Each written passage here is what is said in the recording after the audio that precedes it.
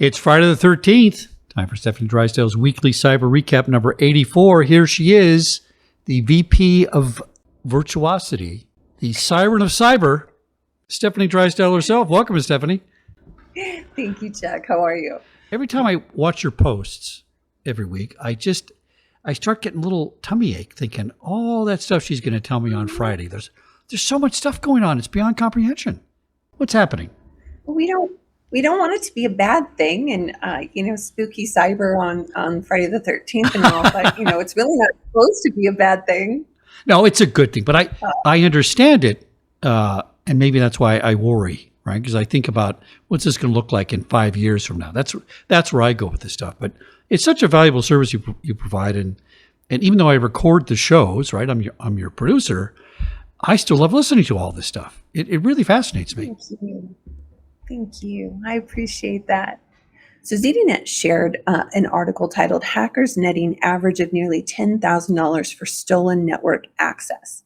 So a new report suggests that underground Russian and English language forums are selling network access for an average price of almost $10,000 with a median price of $3,000.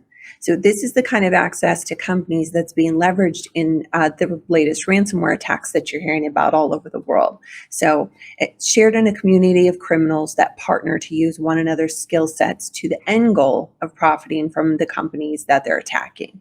So really important to know who and what is being said about your brand and its people, both open source as well as dark web. Absolutely, please feel free to reach out if you have any questions about this. ThreatPost shared 1 million stolen credit cards hit dark web for free. So the credit cards were stolen between 2018 and 2019, according to the Post. And in addition to the credit cards, they also included lots of information like the expiration date, CVV, the name, country, state, city, address, zip code, email, phone number, all of the good stuff. The estimates are that a little over a quarter to a half of the cards listed are still active and therefore still very much vulnerable. So check your accounts, make sure you have your notifications set up on all of your financial sites as well as your credit bureaus. And if you want to take a more comprehensive approach for your whole organization, please reach out. Happy to help there too. Frank9 shared CISO Online's 4 things you should know about cybersecurity pros.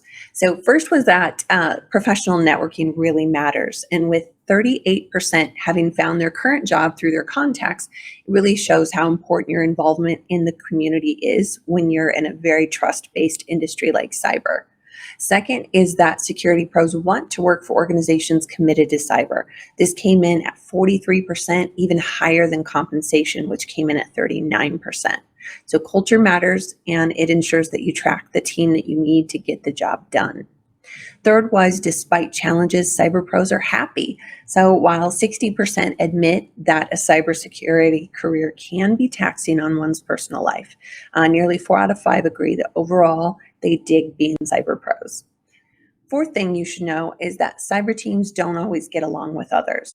Between a fourth and a third would say that their relationships with other groups like the board or HR, business managers, and finance is fair to poor, which doesn't make things easy to get the job done. So lots of room for improvement here, but also some good news too. So just be sure to hug or at least fist bump your cyber team today. Garrett Moreau shared Tom's guide on millions of home Wi-Fi routers under attack by botnet malware, what you need to know. So I won't go too deep into this, but especially with so many of us working remotely from a range of Wi-Fi routers, you'll definitely want to check out this list of vulnerable routers and make sure that you have the latest firmware for whichever one that you have. Also important is that you have a secure router to begin with and that you've created a strong unused password for it.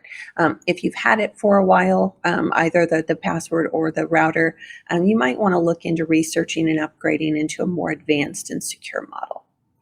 Alex Graff shared a BBC article titled Hackers Steal $600 million in Major Cryptocurrency Heist.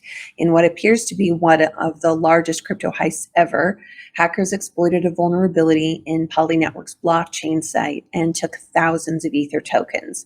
The company then posted a letter on Twitter that urged the thieves to establish comms and return the hacked assets. But in an odd twist, within hours of the attack, the hacker started returning the funds. So Bob Carver shared a Mashable take on the story, saying that the hacker only took the funds to keep them safe from other hackers. Still some unclear info on this, but it really, really stresses the importance of securing your crypto wallets and using secure exchanges. And in the end, it's just still not insured and it remains speculative. So trader beware.